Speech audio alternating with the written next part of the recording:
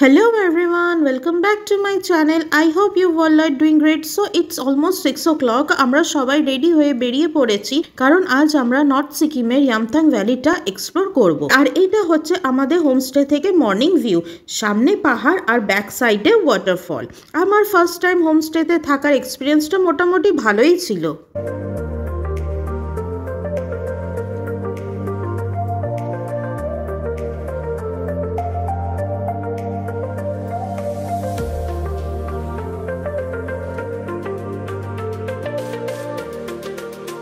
So finally আমাদের adventurous জার্নিটা start হলো টুয়ার্ডস ইয়ামথাং ভ্যালি। ইয়ামথাং ভ্যালিকে সিকিম ভ্যালি অফ ফ্লাওয়ার সেঞ্চুরিও বলা হয়। ইয়ামথাং ভ্যালির হাইট এলিভেশন হচ্ছে 12,100 feet 3,700 metre from the sea level. Lachung থেকে ইয়ামথাং ভ্যালি ডিস্টেন্স হচ্ছে 25 কিলোমিটার। আমাদের প্রায় ওই 1.5 ঘন্টার মতন লেগেছিল ইয়ামথাং ভ্যালি পৌঁছাতে। লাচুং থেকে ইয়ামথাং ভ্যালির সিনিক বিউটি যতটা দারুণ ঠিক ততটাই খারাপ হচ্ছে লাচুং থেকে ইয়ামথাং ভ্যালির রোডগুলো।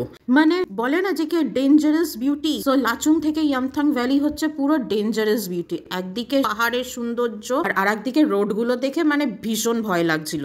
আমি কিরকম ভাবে শুট করেছি সেটা শুধু আমিই জানি। মানে এত জার্কিং হচ্ছিল যে হাত পুরো নড়ে যাচ্ছিল। তারপর গাড়ির গ্লাস নামিয়ে যে হাতটা বার করে শুট করব সেটাও করতে পারছিলাম না কারণ ওয়েদারটা ভীষণই ঠান্ডা ছিল। তারপর ভয়ের চোটে হাতটা বার করে শুটও করতে পারছিলাম না কারণ এত জার্কিং হচ্ছিল যে ফোনটা হাত থেকে পড়ে যাওয়ার অনেক হাই চান্স ছিল।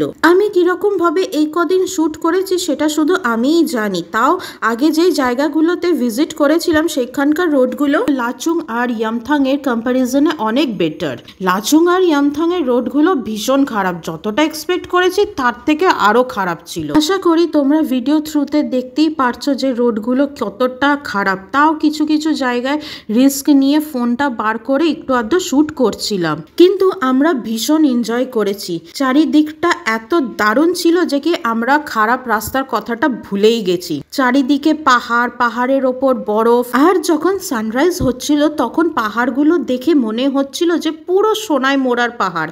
এই সব সৌন্দর্যটাকে আমি ক্যাপচার করছি ঠিকই, বাট ক্যামেরা একদমই জাস্টিস করছিল না। এই সৌন্দর্যটাকে ফিল করার জন্য তোমাদের সিকিম ভিজিট করতেই হবে।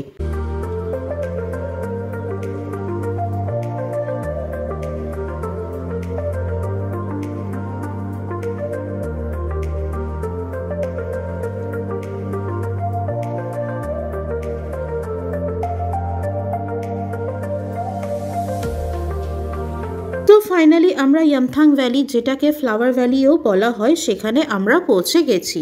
আর কার থেকে নেমে সিনিক বিউটিটা দেখে আমার মুখ থেকে শুধু একটা কথাই বেরিয়েছে, সেটা হচ্ছে সো বিউটিফুল।